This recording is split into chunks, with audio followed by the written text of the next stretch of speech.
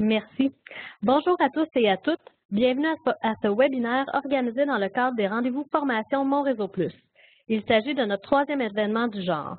Je laisse la parole à ma collègue Joanie qui animera ce webinaire. Bonjour et bienvenue à tous et à toutes, à ce webinaire sur le marketing en ligne.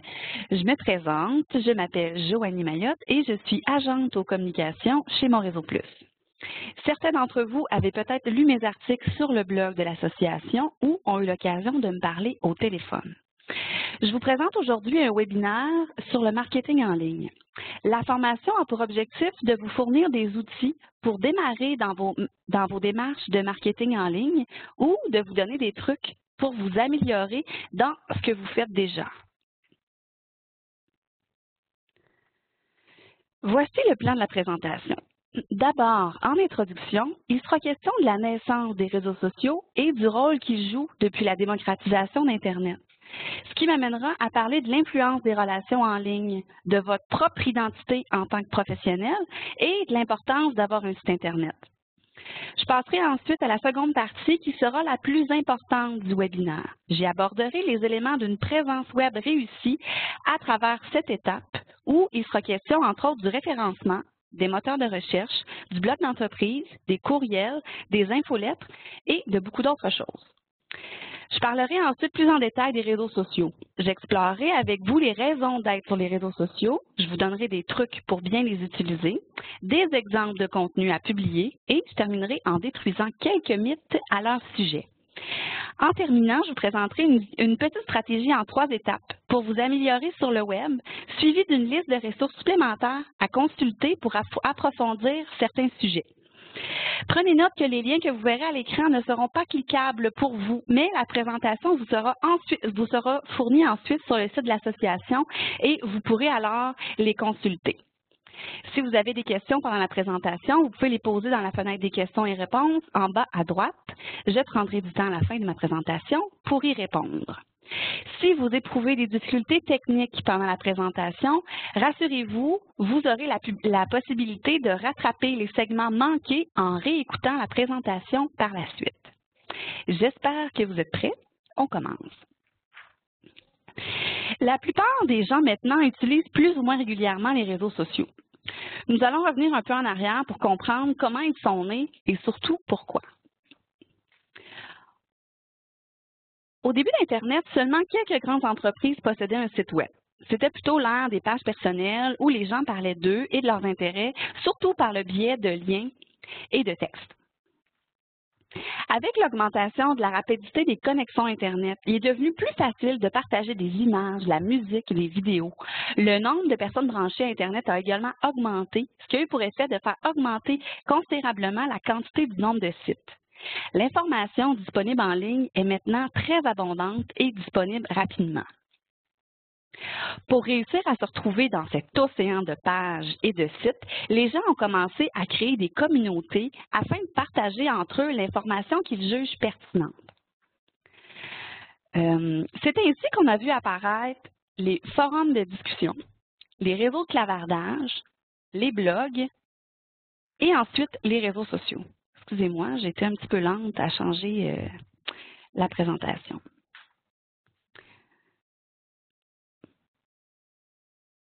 Alors, dans l'écosystème du web et des réseaux sociaux, nous développons des relations avec des gens que nous ne connaissons parfois même pas en dehors du web, mais qui peuvent devenir une grande influence pour nous.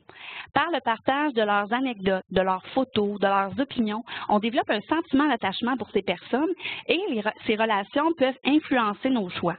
Je vais vous donner un exemple. Vous souhaitez vous acheter un nouvel appareil photo, mais vous ne connaissez pas grand-chose. Vous pourriez, par exemple, voir une publicité de la compagnie Canon sur Facebook, mais vous ne cliquez pas dessus parce que, justement, c'est une publicité. Mais d'autre côté, vous pourriez quand même acheter un appareil Canon parce que c'est la marque de l'appareil d'un de vos amis Facebook qui fait tellement des belles photos, alors c'est ça qui vous influence. Vous voyez, les réseaux sociaux reproduisent le bouche à oreille qui fonctionne si bien en dehors du web. En tant qu'entreprise ou en tant que professionnel, si vous voulez tirer profit du web et des réseaux sociaux, un de vos objectifs sera de bâtir votre crédibilité. Et votre crédibilité en ligne, ça passe par votre identité. Toutes vos publications, vos photos, vos amis, vos opinions en ligne servent à construire votre identité et, par conséquent, votre crédibilité et votre expertise. C'est pourquoi vous devez réfléchir à tous ces aspects lorsque vous vous exprimez sur les réseaux sociaux. Pourquoi vous devez être en ligne? Eh bien, parce que les Canadiens, ils sont très actifs. On rapporte que 87% des Canadiens sont branchés à Internet et ils utilisent environ 41,3 heures par mois. Avec autant de gens qui passent autant de temps sur Internet, vous comprendrez à quel point c'est important d'y être en tant qu'entreprise. L'élément central de votre marketing en ligne devrait être votre site Web. Parce que votre site Web, c'est votre espace à vous. Vous êtes libre de le présenter et de l'alimenter comme vous le désirez. Vous pouvez essayer des choses, améliorer votre contenu, refaire votre design, ajouter ou enlever des pages. Vous êtes chez vous. Les réseaux sociaux sont des éléments pour attirer des gens sur votre site et devraient être considérés comme des compléments à votre site. Le désavantage des réseaux sociaux, c'est que ce sont des plateformes qui sont hors de votre contrôle et dont les paramètres d'utilisation peuvent changer. En plus, il y a des réseaux qui peuvent être à la mode à un certain moment, puis être moins populaires à un autre moment. Je vous donne un exemple de ce désavantage. La présentation des pages entreprises sur Facebook a changé à quelques reprises avec les années. Admettons que vous avez payé un graphiste pour vous dessiner un beau bandeau de page, mais que Facebook change le format du bandeau un mois plus tard. Bien, vous êtes obligé de le faire refaire, ce qui peut être très fâchant. Rappelez-vous que sur les réseaux sociaux, vous ne faites pas ce que vous voulez parce que vous n'êtes pas chez vous. Si vous doutez encore de l'importance d'être en ligne pour rejoindre des clients, je vous invite à relire l'article « L'importance d'avoir un site Internet ». Et pour connaître des solutions pour avoir un site Internet à peu de frais, relisez l'article « Combien coûte un site Internet » sur le blog de Mon Réseau Plus. On y parle entre autres de 2 services offerts aux membres, le profil web gratuit et la création de sites web. Nous voilà rendus à la portion qui parle plus précisément de votre site Internet. Établir une stratégie web va vous demander de réfléchir principalement à 7 choses. Comment amener des gens sur votre site? Comment leur plaire? Comment les diriger à travers votre site? Quoi leur dire pour les informer? Comment mieux les connaître? Comment les inciter à revenir vous voir? Et finalement, comment réviser votre site pour mieux les servir? Vous voulez donc amener des gens sur votre site. Oui, mais amener qui? Qui sont vos clients? Quelles sont leurs habitudes, leurs passions? Je vous donne un petit truc pour vous aider. Créez-vous des personas. Imaginez des personnes qui représentent vos clients. Imaginez des personnes qui représentent les clients que vous aimeriez avoir et réfléchissez à comment vous pouvez leur rendre service. Vous allez découvrir comment répondre à leurs besoins. Il y a plusieurs moyens d'amener des gens sur votre site. Il est important de penser à ceux que vous voulez utiliser. Il sera principalement question ici des moteurs de recherche, des courriels, des réseaux sociaux et des autres moyens plus traditionnels. Le moyen principal d'amener des gens sur votre site, c'est bien sûr par les moteurs de recherche. La position de votre site dans les résultats des moteurs de recherche est dictée par son bon ou son mauvais référencement. Avoir un bon référencement est important, car mieux votre site sera positionné dans les résultats de recherche, plus vous avez de chances d'être trouvé.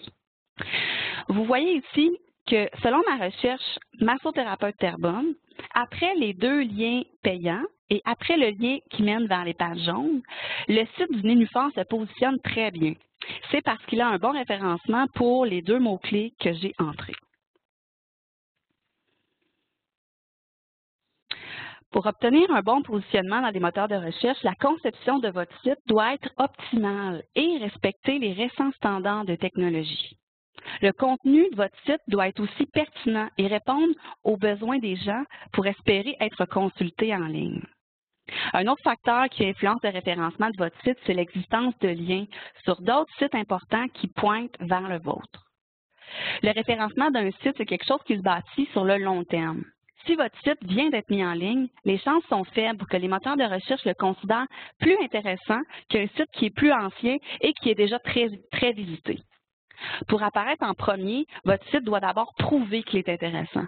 Pour cela, il doit exister depuis un certain temps. Si votre site est récent ou si vous venez d'y ajouter des pages, vous pouvez les soumettre directement au moteur de recherche pour les indexer plus rapidement. Je vous ai mis les liens en question pour les moteurs de recherche Google, Bing et Yahoo. Bien sûr que vous ne pourrez pas accéder maintenant, mais bon, vous pourrez le faire plus tard. Alors, si votre site est trop récent pour apparaître dans les premiers résultats de recherche ou si la compétition est forte pour certains mots-clés dans votre région, vous pouvez vous tourner vers les liens payants. Je vous présente ici les publicités que vous pouvez créer avec le service Google AdWords. Les liens payants permettent de vous positionner votre site idéalement sur la première page des résultats. C'est ce qu'on souhaite. Vous créez donc votre publicité, vous choisissez une région puis des mots-clés pour lesquels vous voulez faire afficher votre publicité. Les mots-clés sont vendus à l'enchère, ce qui signifie que c'est celui qui payera le plus pour le mot-clé qui verra sa publicité apparaître en premier. Dans l'exemple de tantôt, les 2 premiers liens dans les résultats sont les liens qui sont payants. Les liens payants sont utiles lorsque votre site est récent, comme je disais tantôt, ou que sa position actuelle dans les résultats de recherche n'est pas optimale, n'est pas celle que vous désirez. En créant une publicité avec Google AdWords, vous pouvez positionner votre site selon des mots-clés précis. Si, par exemple, ceux qui se trouvent dans votre site ne vous permettent pas d'apparaître sur la première page. C'est aussi un service qui peut être utile pour annoncer une promotion ou un nouveau service sur une courte période, car vous pouvez modifier vos annonces chaque jour ou chaque semaine. Désormais, avec la géolocalisation, les téléphones intelligents, il peut être profitable de bien se positionner dans les recherches locales. Travailler le référencement local vous permet d'améliorer votre positionnement dans les résultats de recherche et d'apparaître dans Google Maps. En lisant l'article que je vous propose, vous verrez comment une page Google+ et des commentaires positifs sur votre entreprise peuvent faire beaucoup pour votre visibilité en ligne. On va parler maintenant du blog d'entreprise. Alors, c'est une plateforme qui sert à diffuser vos connaissances et votre expertise. C'est aussi un moyen d'entrer en relation avec les visiteurs par le biais d'un sujet qui les préoccupe. En publiant l'information qui peut répondre aux besoins des gens, vous avez la chance que votre article soit trouvé dans les moteurs de recherche et partagé par ceux qui l'ont trouvé pertinent. Par contre, le blog d'entreprise ne doit pas être vu comme un moyen de parler constamment de vous ou de votre entreprise ou de vendre seulement vos services.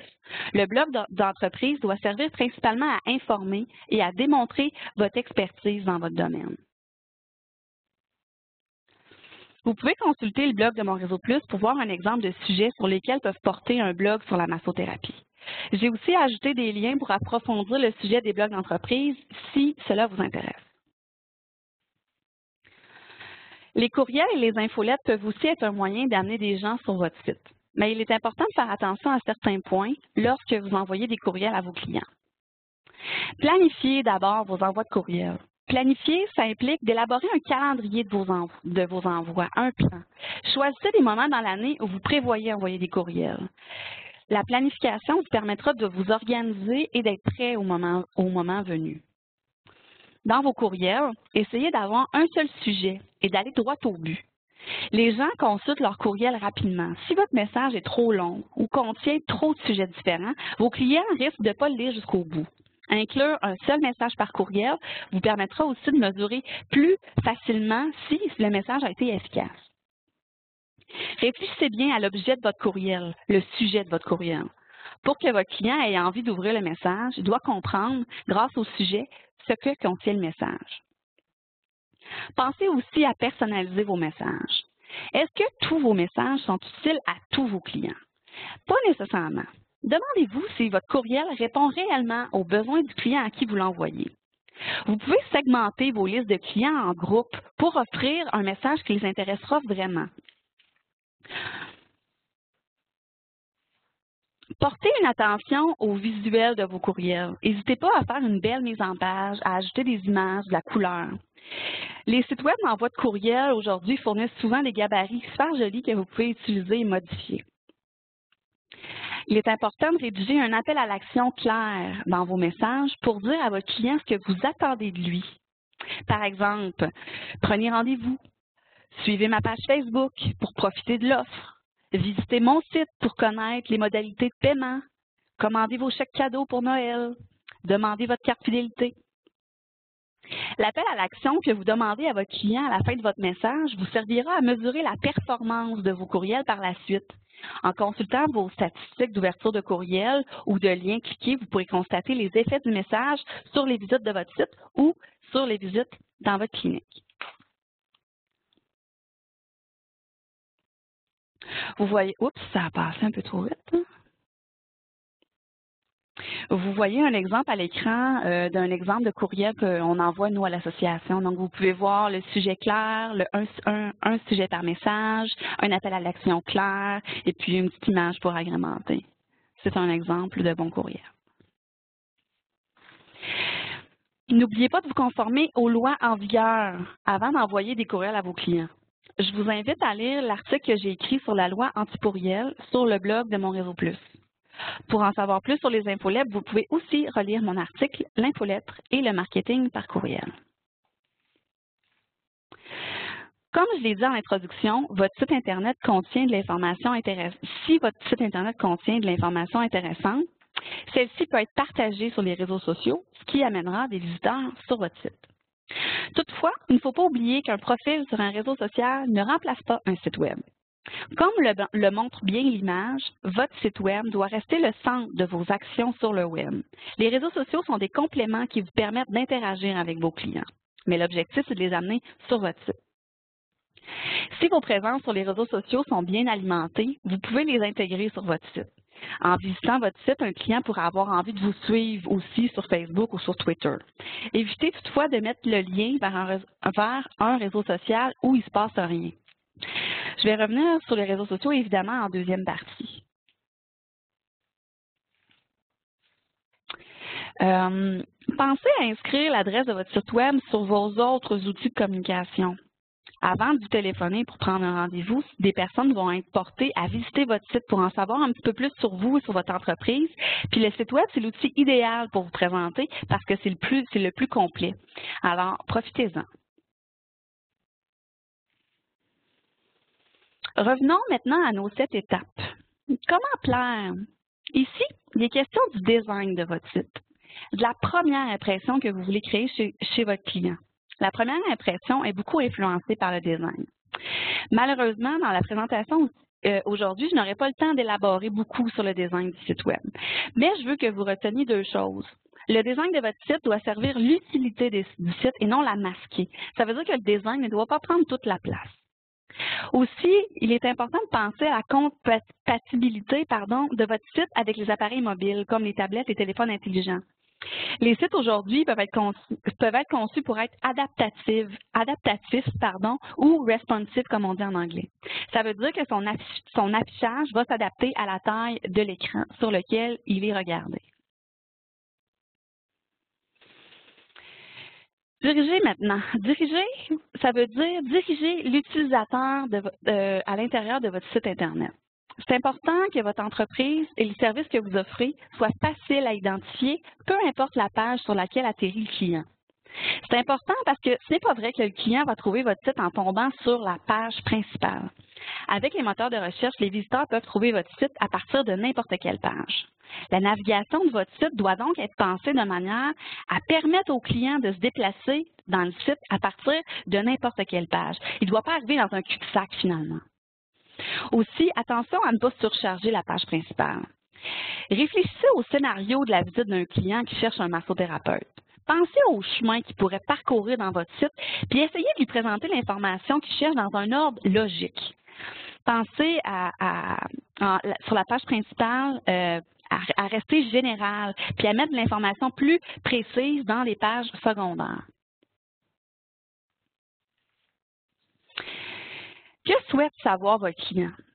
Mettez-vous à la place d'une personne qui recherche un massothérapeute et réfléchissez à l'information qu'il souhaite avoir. Demandez à quelqu'un, par exemple, qui est en dehors de votre domaine de vous aider à trouver l'information qui est vraiment importante. Ensuite, bâtissez votre site de manière à répondre aux besoins d'information de cette personne-là. Je pense que ça a passé un peu vite. Alors, c'était cette image. Voyons, ça passe vite. Bon. Dans votre domaine, les internautes vont souvent effectuer des recherches du type massothérapeute Blainville ou massage suédois Trois-Rivières pour trouver un massothérapeute. Pour que votre site soit trouvé, vous devez lui attribuer une dizaine de mots-clés qui décrivent bien vos services. Ensuite, c'est important de les utiliser dans les titres, dans les sous-titres, les adresses et dans le contenu de vos pages pour qu'ils soient détectés par les moteurs de recherche. C'est bien important si vous voulez être trouvé. Voici un bon et un mauvais exemple d'utilisation de mots-clés. Vous voyez que pour une recherche massothérapie Blainville, les résultats qui se trouvent sur la première page ont l'air vraiment pertinents parce qu'ils contiennent dans leur titre et leur description les mots-clés que j'ai inscrits. Dans le deuxième exemple, j'ai fait la recherche massothérapie Victoriaville et je me suis dirigée à la page 12 des résultats. Vous voyez bien que les résultats ont l'air beaucoup moins pertinents parce que ici, les noms de pages, les descriptions ne semblent pas répondre à ce que je cherchais au départ.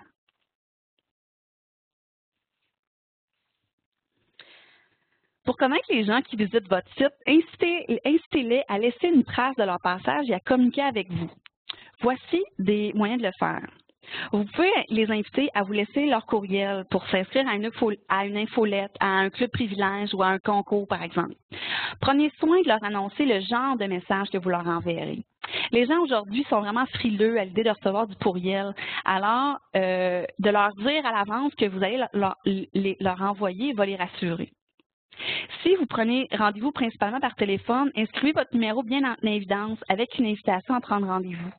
Il existe maintenant des solutions de rendez-vous en ligne. Ça peut valoir la peine de les essayer. Votre page contact sur votre site devrait être clairement identifiée. Je vous donne un petit truc pour l'agrémenter. Faites la liste des questions qu'on vous pose souvent, puis répondez-y sur votre page contact. Ça veut dire que lorsque les gens vont vous téléphoner, ils vont déjà être bien informés, puis ça va vous éviter de répondre au téléphone pour des choses que... Oups, pardon. Ça va vous éviter de répondre au téléphone pour rien. Comme je le disais plus tôt, insérez le logo de vos réseaux sociaux sur votre site pour inciter les gens à vous y suivre. Si possible, annoncez-leur le genre d'informations que vous publiez pour leur donner envie de vous suivre. Par exemple, si vous publiez vos promotions principalement sur votre page Facebook, bien indiquez-le, ça va inciter les gens à vous suivre.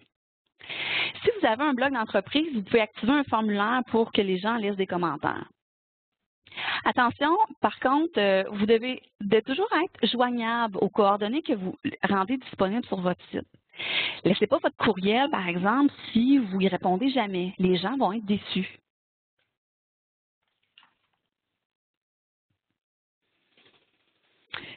Fidéliser, ça signifie inciter vos clients à reprendre rendez-vous. Peut-être avez-vous déjà une stratégie ou un programme de fidélisation. Servez-vous de vos communications en ligne pour étendre votre programme de fidélisation, que ce soit à l'aide d'une infolette mensuelle, du contenu informatif sur votre site ou d'une promotion sur les réseaux sociaux. Je vous invite à relire l'article « Fidéliser sa clientèle » sur le blog de Mon Réseau Plus pour des idées. Concevoir un site ou créer une page sur un réseau social n'est pas une fin en soi. Il est important de vous prévoir du temps pour observer les résultats de vos actions en ligne et vous améliorer. Pour y arriver, vous pouvez par exemple regarder les statistiques d'achalandage de votre site. Un outil qui est facile à utiliser, c'est Google Analytics. Vous pouvez regarder les statistiques de vos réseaux sociaux, vérifier votre positionnement dans les moteurs de recherche en fonction de vos mots-clés, prévoir du temps pour améliorer votre site, créer du contenu, dialoguer avec vos clients sur les réseaux sociaux.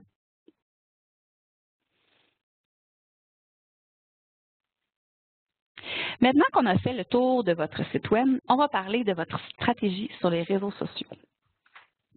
Avant de vous lancer, la grande question à vous poser, c'est pourquoi voulez-vous être sur les réseaux sociaux? Est-ce que c'est seulement pour faire comme tout le monde? Si vous ne le savez pas vraiment, je vais vous présenter les avantages que peuvent vous apporter les réseaux sociaux. Ça va vous aider à choisir ce que vous voulez faire. Vous pourriez vouloir, par exemple, accroître votre présence sur le web. Ça a pour avantage d'améliorer votre référencement dans les moteurs de recherche puisque vos interactions sur les réseaux sociaux peuvent laisser des traces qui deviennent des portes d'entrée vers votre site Internet. Vous pourriez vouloir valoriser votre expertise, ce qui vous permettrait de devenir une source d'information crédible, de gagner de la notoriété, de la crédibilité. Vous pourriez vouloir vous rapprocher de vos clients, ce qui pourrait favoriser le bouche à oreille vis-à-vis de la promotion de vos services. Vous pourriez vouloir augmenter le capital de sympathie pour votre entreprise, ce qui pourrait vous permettre de vous démarquer en mettant de l'avant vos valeurs. Par exemple, si vous avez une tendance à avoir des pratiques durables pour votre entreprise. C'est quelque chose qui peut être facilement mis en valeur sur les réseaux sociaux.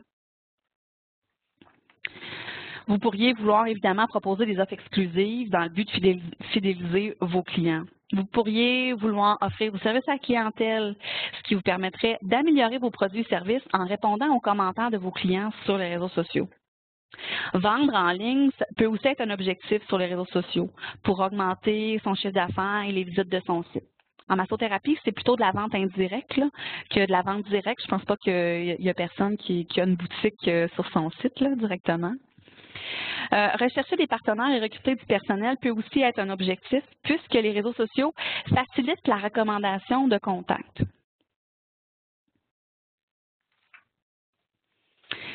Avant de vous lancer sur les réseaux sociaux, je vous suggère de prendre quelques temps pour vous poser des questions. D'abord, repérez les lieux. Demandez-vous qui sont les grandes organisations dans votre domaine, dans votre région. Qui sont vos partenaires d'affaires, vos clients, vos concurrents? Une fois que vous les avez bien identifiés, trouvez-les sur les réseaux sociaux. Allez voir, ont-ils un site web, un forum, un blog? Sont-ils sur les réseaux sociaux? Qu'est-ce qu'ils disent? De quelle manière ils s'expriment? Prenez le temps d'écouter ce qu'ils font. Ensuite, faites-vous beau. Allez là où seront vos clients, où discutent vos clients. Vous pouvez tenter de créer une communauté de clients sur des réseaux à vous ou aller rejoindre des communautés qui existent déjà. Ouvrez-vous un compte, un profil, travaillez votre image, faites-vous un bel avatar, un beau bandeau. Ensuite, demandez-vous comment vous allez plaire aux gens. Pensez à ce que vous allez dire. Une fois que tout ça c'est fait, allez-y. Conversez, participez à la conversation. Aidez vos clients. Conversez avec vos partenaires, développez des relations, rendez-vous utiles. Puis, pendant la discussion, vous allez sûrement trouver des occasions pour inciter les gens à venir sur votre site, à prendre rendez-vous chez vous. Maintenant que vous avez réfléchi à ce que... Oh, désolé, j'ai manqué une image. Oh non, désolé. Ah non, ça va. Bon, allons-y. Maintenant que vous avez réfléchi à ce que vous voulez faire sur les réseaux sociaux, voici des trucs pour bien les utiliser. Je vous suggère fortement d'ouvrir un compte ou un profil pour votre entreprise séparé de votre profil personnel sur les réseaux sociaux. Les communications personnelles sur les réseaux sociaux sont souvent moins sérieuses et peuvent nuire à votre image professionnelle. C'est pourquoi il est préférable de faire une distinction entre les deux. Vous pouvez de temps à autre vous servir de votre profil personnel pour parler de votre entreprise. L'important, c'est de bien doser. Une fois que vous avez ouvert votre compte, invitez vos amis, vos connaissances à vous suivre en premier. Vous travaillerez à augmenter votre audience par la suite. Même si votre nombre de contacts est modeste au départ, essayez avant tout d'être intéressant et de les engager dans vos publications. Lorsque vous ferez ensuite des actions pour augmenter votre nombre de contacts, bien, ça va être plus facile pour eux de vous recommander avec enthousiasme parce qu'ils vont déjà triper avec ce que vous publiez. Participez à la conversation. Bâtissez votre présence en ligne. Pensez en termes communauté et service à la clientèle, pas seulement autopromotion. Apprenez à connaître les gens qui vous suivent. Offrez à vos clients quelque chose de plus que des promotions. Vous pouvez vous servir des réseaux sociaux pour apporter des visiteurs sur votre site web. Offrez de l'information sur votre site que vous pouvez partager par la suite. Évitez d'écrire des articles dans Facebook ou de publier des longues publications. Servez-vous plutôt de votre site pour écrire, puis des réseaux sociaux pour partager. Le blog entreprise, c'est un excellent moyen de le faire. Trouvez une fréquence de publication qui vous réussit et qui plaît à vos clients. Essayez, par exemple, 3 fois par semaine pour commencer, puis ajustez-vous, plus souvent, moins souvent. Pour vous aider, vous pouvez, comme pour les courriels, vous préparer un calendrier et prévoir à l'avance certains messages. Ça ne vous empêche pas de publier quelque chose spontanément, mais si vous avez certains messages de prévus à l'avance, ça va vous assurer une certaine constance. Publiez du contenu visuel, présentez vos employés, un nouvel équipement, un nouveau décor. Pour stimuler la conversation sur votre page, vous pouvez poser des questions, demander l'opinion de vos contacts, faites un concours. Pour les concours, essayez d'être original et de pas seulement lancer un concours du genre « partager ma page pour avoir la chance de gagner ». Demandez-vous quel intérêt peut avoir pour les gens qui regardent leur fil d'actualité de voir des images qui annoncent sans cesse des concours. Pensez plutôt à des concours ludiques qui vont demander à vos clients de raconter une anecdote, de donner leur opinion ou partager un conseil. Le partage du concours pourrait ajouter une deuxième chance de gagner, par exemple. Les gens qui vont voir passer le concours vont trouver le fait de lire des commentaires beaucoup plus intéressant que juste une image promo. Consultez vos statistiques régulièrement. Ça vous aidera à connaître votre clientèle puis à savoir quelles publications plaisent le plus. Qu'est-ce que vous pouvez dire sur les réseaux sociaux? Eh bien, il y a différentes choses. En suivant d'autres organisations dans votre domaine ou même des concurrents, vous vous tenez au courant de l'actualité, ce qui vous permet de partager de l'information qui est pertinente, puis elle va sûrement l'apprécier. Vous pouvez parler des changements dans votre entreprise. C'est également intéressant pour vos clients. Annoncer un nouveau service, ça peut inciter des gens à prendre un rendez-vous. Les réseaux sociaux sont évidemment parfaits pour annoncer vos promotions et je vous invite à le faire. Un autre avantage des réseaux sociaux, c'est l'instantanéité. Un client, par exemple, annule son rendez-vous à la dernière minute, faire un appel à tous sur Facebook, c'est une bonne manière de combler la place rapidement. Puis d'ailleurs, je vois qu'il y a plusieurs membres qui le font déjà. Les photos attirent beaucoup de clics sur les réseaux sociaux et peuvent être l'occasion de partager des moments particuliers avec vos clients. Donc, des moments particuliers de votre entreprise. Comme je disais tantôt, un nouveau décor, vous présentez un nouvel employé, vous participez à une activité spéciale. Donc, c'est un endroit pour en parler sur les réseaux sociaux. Les réseaux sociaux peuvent aussi vous servir à obtenir l'opinion de vos clients par des sondages ou des questions ouvertes. Ça vous permet de connaître vos clients, de savoir ce qui leur plaît puis de vous améliorer. Si un journal ou une organisation parle de vous en bien, c'est une occasion rêvée pour le partager à vos clients qui vont sûrement être très, très fiers de vous.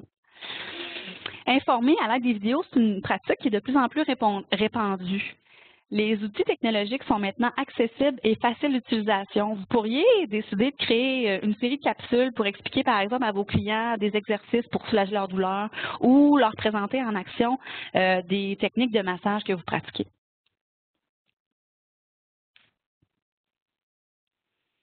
Le marketing en ligne, contrairement à ce qu'on pense, c'est pas un outil qui est magique pour faire la publicité.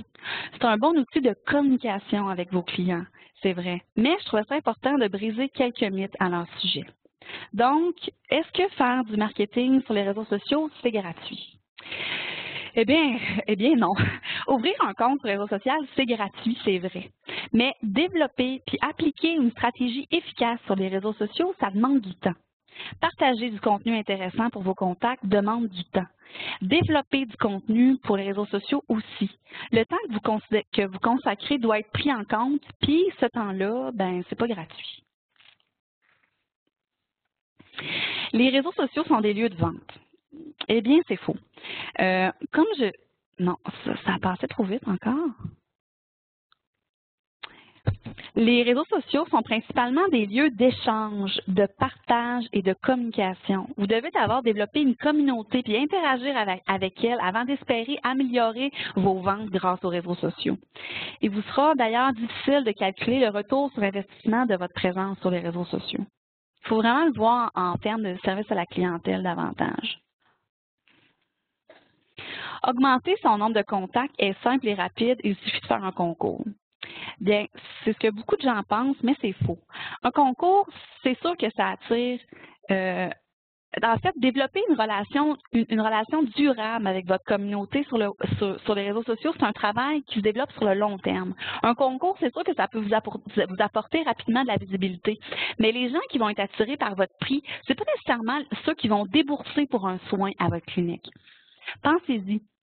Vous voulez aller chercher des clients fidèles, pas seulement des gens qui traitent sur les concours.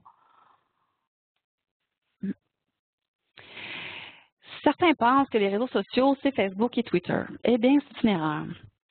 On parle beaucoup de ces deux réseaux sociaux-là, mais il en existe beaucoup d'autres.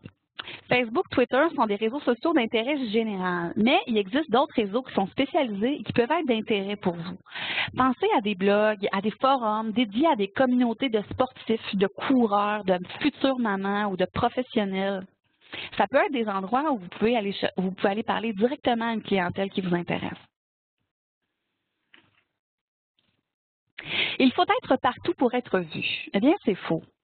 Chacune de vos présences web doit être alimentée et animée par vous et pertinente pour les gens qui vous suivent. Il ne vous sert à rien d'ouvrir plusieurs comptes et d'inviter les gens à vous suivre à plusieurs endroits si vous n'avez rien de particulier à publier. Mieux vaut une seule communauté bien vivante que plusieurs sous respirateurs artificiels. J'ai une page Facebook, donc je n'ai pas besoin d'un site Internet. Eh bien, c'est plus que faux. Comme je le disais tantôt, votre site web, si vous devez avoir une seule présence sur le web, ce serait votre site Internet. Un site Internet bien construit vous permet d'être trouvé par les moteurs de recherche. Une page Facebook, non. La plupart des visites sur votre site Internet vont provenir des moteurs de recherche, pas nécessairement de votre page Facebook.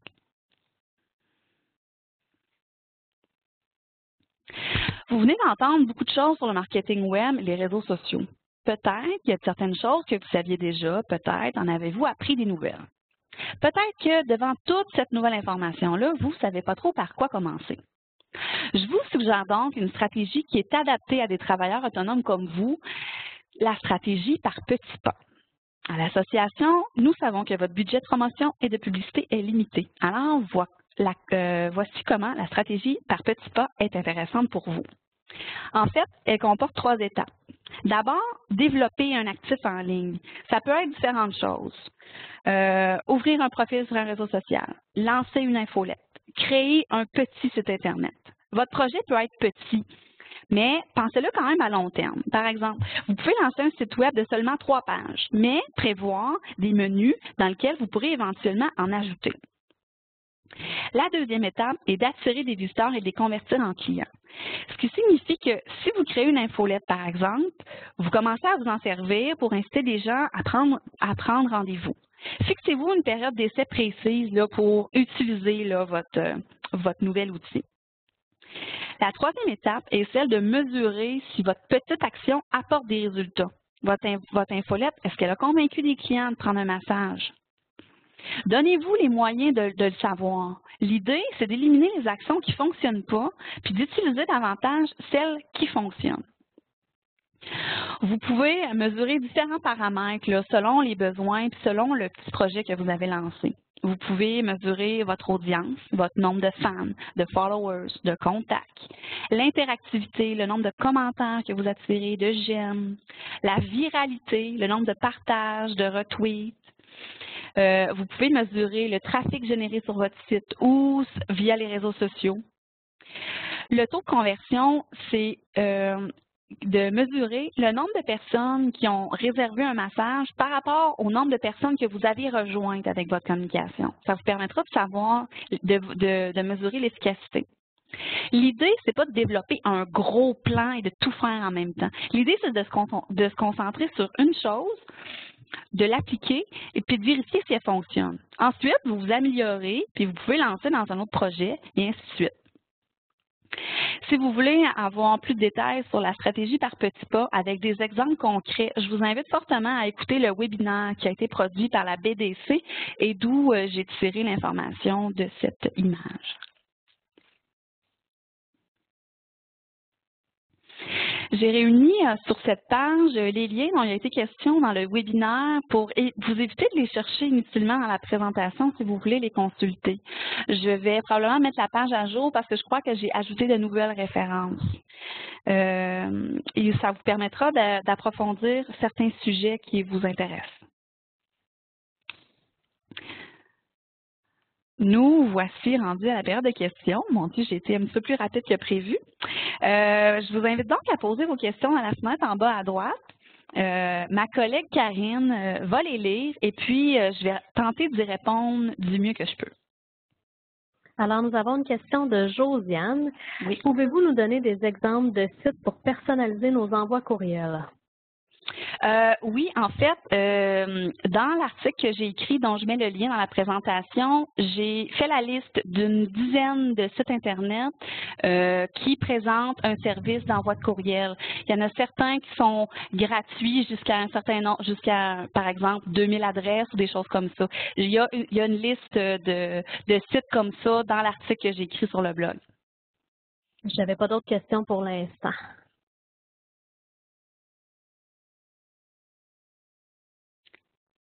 Allez-y. Vous écoutons. C'était clair, Joanie, pour que c'est pas de question. Il y avait beaucoup de choses, donc les gens sont en train juste de recevoir l'information. Oui.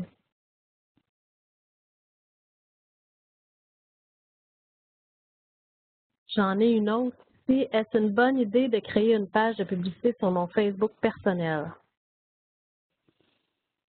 Une page de publicité. Je ne suis pas certaine de comprendre. Une page de publicité sur votre page Facebook personnelle. Vous voulez dire annoncer vos services avec votre page personnelle?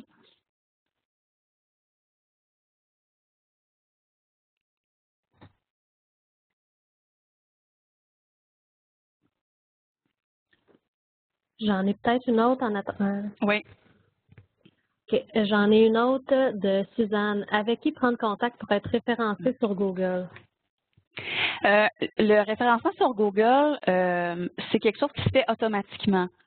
À partir du moment où votre site est mis en ligne, Google a des robots, en fait, qui vont scanner, ils vont se promener sur Internet, puis ils vont scanner les sites web et les pages pour voir s'il y a des nouveaux sites Internet. Donc, les robots se promènent partout dans le web et ils accumulent les adresses des nouveaux sites.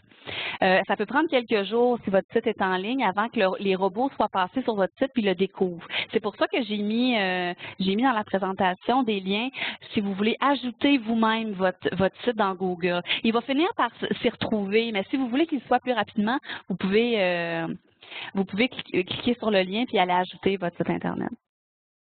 Parfait. J'ai une autre question de José. Avez-vous une idée des coûts pour un site Internet simple?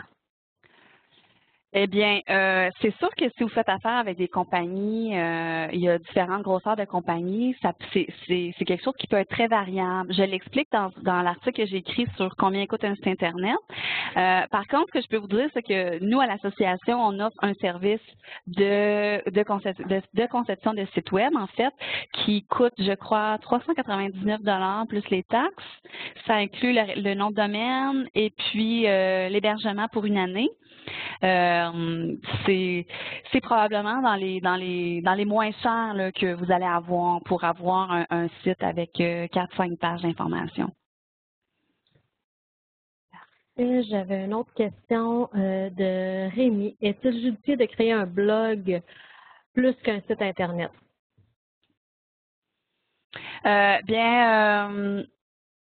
Sur un blog, il y a toujours la possibilité, si vous ouvrez, par exemple, un blog avec un outil gratuit, un peu comme Blogger, ben vous pouvez avoir des pages statiques, donc des pages qui peuvent vous permettre de parler de votre entreprise, puis des pages qui vont être classées par ordre chronologique du type blog.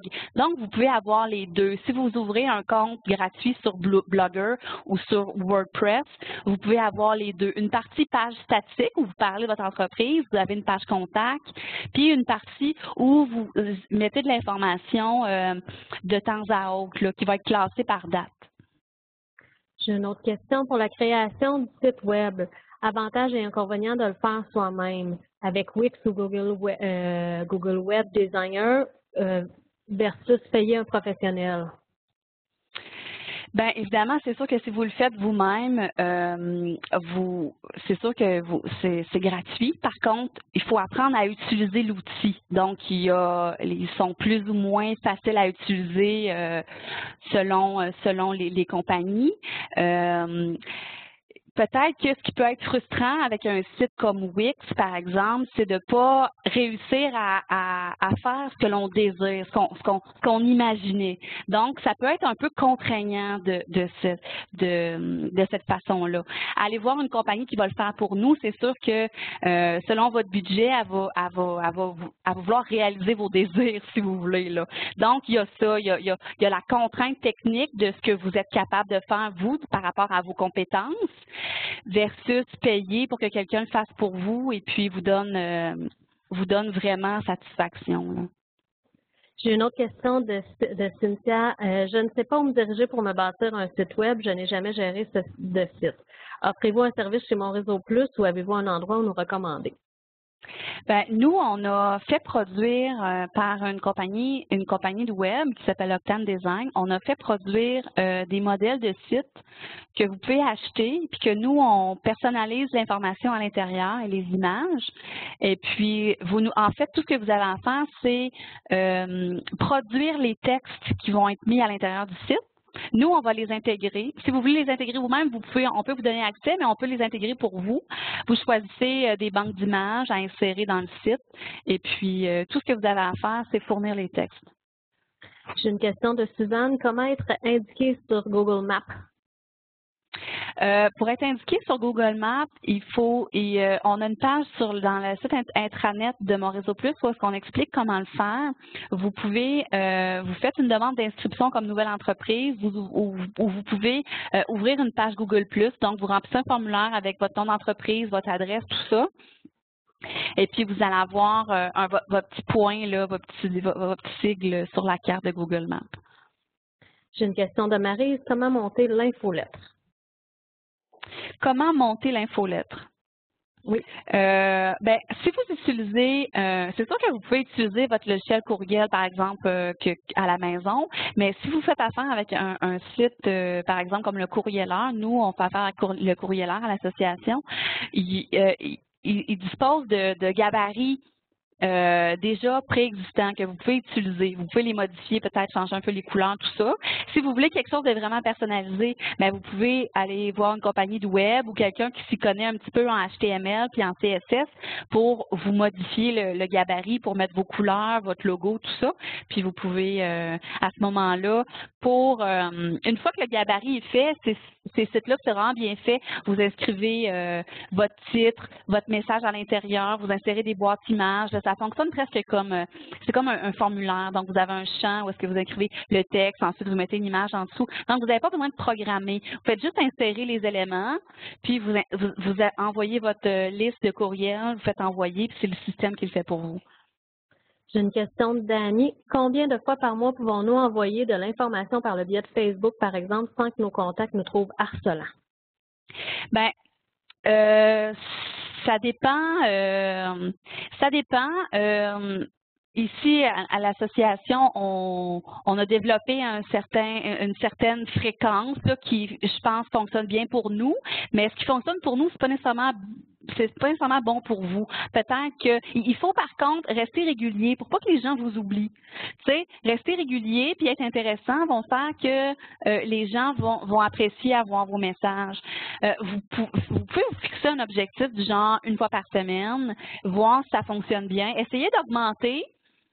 Puis si vous voyez que plus vous augmentez, moins les gens like, ben peut-être êtes-vous mieux de publier moins souvent. Donc il faut faire des tests de ce côté-là pour le savoir. Commencez par exemple une fois par semaine, puis ajustez-vous.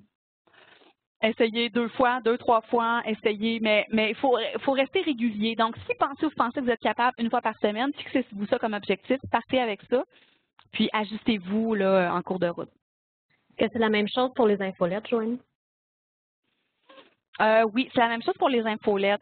C'est sûr qu'il y a des compagnies justement ça vous doit sûrement vous arriver là qu'on on aime ça, mais on finit par se désabonner parce que c'est trop d'informations. Donc, pour une clinique de massothérapie, je dirais peut-être que une fois par mois ou une fois par 2 mois, ça peut être une fréquence à essayer au départ. C'est sûr que si vous voulez faire ça une fois par mois, pensez à ce que vous voulez envoyer comme information là, parce que ça revient vite. Là. Il faut que vous soyez préparés. C'est pour ça que je dis que planifier vos envois à l'avance, ça va vous permettre d'étaler vos messages sur une année. Tu sais, essayez d'étaler tous vos messages sur une année. Essayez de voir avec les saisons qu'est-ce qui peut être intéressant pour les gens, puis de planifier vos choses à l'avance comme ça. Vous pouvez essayer une fois par mois pour commencer, ou par 2 mois, par exemple, pour ne pas vous donner une trop grosse tâche. Là.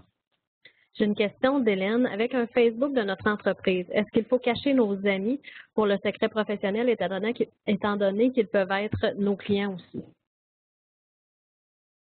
Peux-tu répéter, Karine, avec Avec un Facebook de notre entreprise, est-ce qu'il faut cacher nos amis pour le secret professionnel étant donné qu'ils peuvent être nos clients aussi? C'est une très bonne question déontologique. C'est malheureusement pas ma spécialité. Ben, je vous dirais, parce qu'en fait, quand vous avez un compte personnel sur Facebook, vous pouvez administrer une page professionnelle. Là, la page professionnelle, les gens, ils vous like. Puis ça, les gens qui like, c'est pas quelque chose que vous pouvez cacher. C'est pas nécessairement quelque chose qui est visible. Moi, je verrais pas de problème déontologique au fait que les gens voient votre liste de clients. Là, il n'y a rien de secret, en fait, à s'afficher comme faisant affaire avec un massothérapeute. Là, moi, j'ai pas de problème à dire à quel massothérapeute je vais voir ou quel dentiste je vais voir. Personnellement, je vois pas de code déontologique avec ça. Là. Mais peut-être que Mme Chouinard pourrait me contredire. Bien, en fait, c'est sûr que si le client est sur Facebook, il s'attend à ce que les gens le voient, surtout s'ils sont amis avec la page de l'entreprise d'un massothérapeute. Mais il faudrait peut-être vraiment vérifier sur le code, là, mais quand tu es sur Facebook, tu t'attends à ce que les gens le voient. Donc, c'est un peu de ton avis, Joanie, dans ce sens-là. Là. Mm-hmm. Mais il faut que vous sachiez que tout ce que vous dites sur les réseaux sociaux, par exemple sur Facebook, c'est considéré comme de l'information publique. Donc, tout ce que vous dites pourrait être retenu contre vous. Donc, faites attention. J'ai une question de Suzanne. Est-ce compliqué de modifier notre site Web? Il faudrait préciser votre site Web si vous prenez un site avec Mon Réseau Plus ou si vous modifiez ou un site que vous avez ailleurs. Dans le cas que c'est de Mon Réseau Plus? Bien, dans le cas que c'est Mon Réseau Plus, en fait, vous pouvez, si vous voulez avoir les accès pour modifier votre contenu vous-même, on peut vous les donner. Donc, ça fonctionne à la manière d'un blog. Donc, vous avez un champ texte que vous pouvez modifier. Puis là, sélectionner du texte, mettre en gras, mettre souligné, ajouter des liens. Ça fonctionne un peu comme un traitement de texte. Donc, c'est assez facile à faire. Si vous voulez, si vous avez des petites modifications, vous pouvez aussi nous les envoyer par courriel et puis nous, on peut les faire pour vous si vous êtes vraiment pas à l'aise. J'ai une autre question de Valérie. La réservation en ligne est-elle efficace? J'ai pas creusé le sujet, mais je vous avoue que c'est un sujet qui m'intéresse beaucoup. Je prévoyais écrire un article bientôt je vais tester des services de rendez-vous en ligne pour vous en suggérer justement. Je sais pas si ça fonctionne bien. Faudrait que des gens qui l'utilisent nous donnent leurs commentaires. Mais je prévois écrire un article sur le sujet bientôt. J'ai une question de Julie. J'ai un site Internet qui date de plusieurs années. Il est très rapide d'accès. Si je le remets à jour, technologie récente, va-t-il perdre sa place Google ou être moins accessible?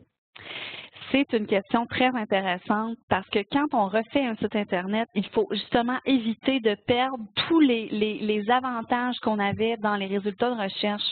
Si vous faites affaire avec une compagnie pour refaire votre site, elle va être en mesure si vous lui dites que vous voulez absolument pas perdre vos avantages que vous aviez avec votre ancien site, elle va, si elle est en mesure de le faire, elle va vous le dire. Puis parce que c'est vraiment quelque chose d'important à considérer quand vous faites la refonte de votre site.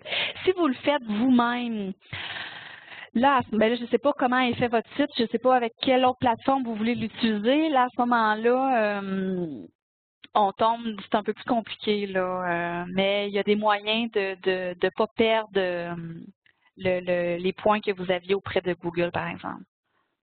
J'ai une question de Yves. Je paie pour du référencement avec page jaune pour ma pub. C'est très cher. le projet de laisser ce service et créer un site web, pourrais-je être trouvé facilement par mes clients à ce moment-là? Page jaune, c'est un sujet qui revient souvent sur le groupe Facebook de l'association.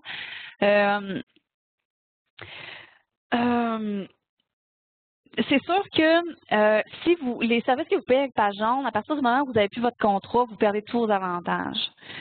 Votre site web, c'est quelque chose que les avantages que vous avez, tant que vous gardez votre hébergement et votre nom de domaine, vous allez les conserver. Puis si vous faites vous-même votre site, tous les contenus que vous développez pour votre site, vous pouvez les conserver, c'est à vous. Si vous payez pour, par exemple, un site web référencé avec Page jaune, à partir du moment où vous brisez le contrat, vous perdez tout ce qu'il y a à l'intérieur. Donc, tous les avantages de référencement que vous aviez, vous les perdez. Par contre, l'avantage de Page jaune, c'est qu'eux, ils ont une entente avec Google, ce qui fait que ils apparaissent toujours dans la première page des résultats de recherche, en dessous des liens payants. Souvent, il y a des liens payants en haut, il y a un lien Page jaune, puis ensuite, il y a des gens qui ont leur site bien référencé. Ils ont toujours cet avantage-là. Par contre, c'est pas dit que votre site Internet ne peut pas se retrouver troisième ou quatrième juste après un lien Page jaune. C'est sûr qu'il faut travailler pour le faire, mais si vous travaillez pour votre site Internet, vous travaillez pour vous. Si vous prenez un service avec Page jaune, vous pourrez jamais à long terme, à partir du moment où vous brisez votre contrat, vous perdez tous les avantages d'avoir été avec eux. J'ai peut-être une petite dernière question de Valérie. Oui. Selon vous, est-ce que c'est mieux de privilégier une page web que de la publicité autre pour commencer? La publicité, ça peut être différentes choses. Vous pouvez faire beaucoup de choses avec des cartes professionnelles que vous laissez à des endroits en particulier. Donc, c'est difficile de dire qu'est-ce qui serait mieux de faire en premier. Ça dépend de vous, ça dépend de vos objectifs. Parce qu'un site web, vous pouvez avoir un site qui ne vous coûte rien que vous faites vous-même, vous pouvez payer, vous pouvez investir pour avoir un site Internet qui est fait. Vous pouvez investir aussi beaucoup en publicité dans les journaux, comme vous pouvez privilégier de la publicité qui est plus qui est moins coûteuse, comme vous faire des cartes professionnelles, puis essayer de faire du réseautage comme ça. Donc, c'est difficile de dire qu'est-ce qui est mieux de faire en premier. Je m'excuse. Donc, c'est tout le temps que nous avions pour les questions. Merci à tous et à toutes pour votre participation.